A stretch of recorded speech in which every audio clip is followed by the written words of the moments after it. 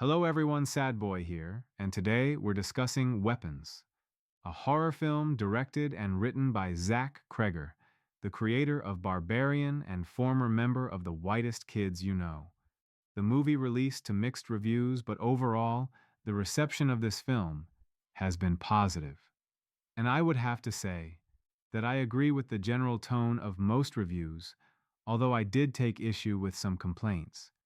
This is a quality movie, and while it's not perfect, the aspects deserving of criticism are greatly outweighed by the positive components. There's one thing about this movie that really stood out to me, and I'll get into that. But first, I want to go over a few things. I first off want to address the criticism of this movie for being overly expositional. The movie starts with a child narrating the inciting incident while introducing the setting and characters. Then the movie ends with the same child wrapping things up and essentially telling us what happened to some of the characters after the story.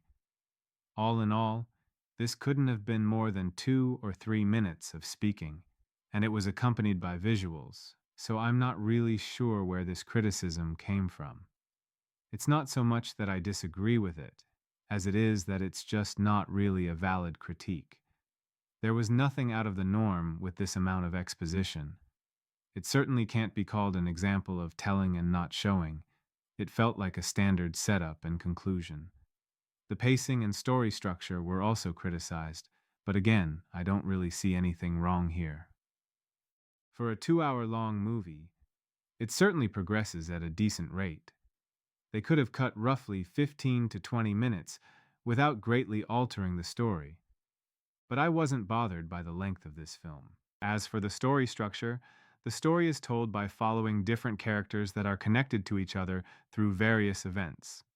I believe in total 5 characters were followed, and I think their screen time was appropriately divided and allowed for greater character development.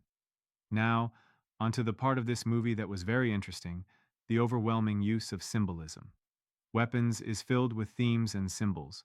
Some of them even serve as representations of multiple concepts. One of the most prevalent and obvious examples is the frequent discussion and references to parasitic infection.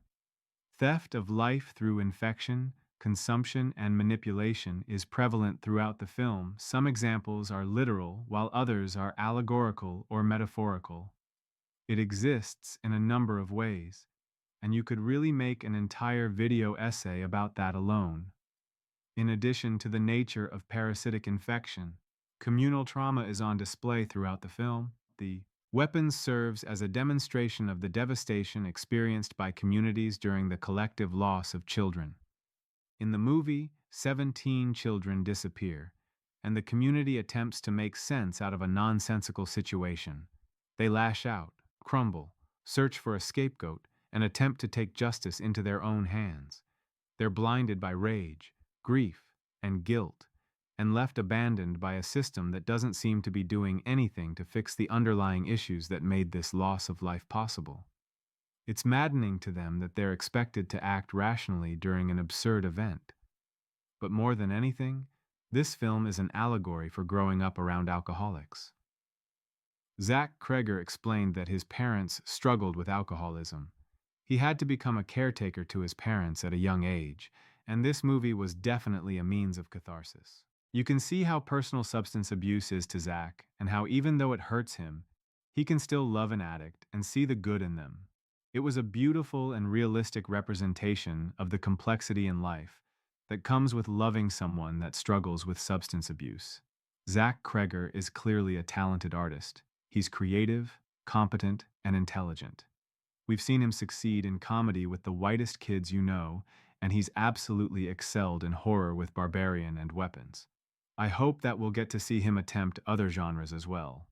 I would love to see him do something more serious.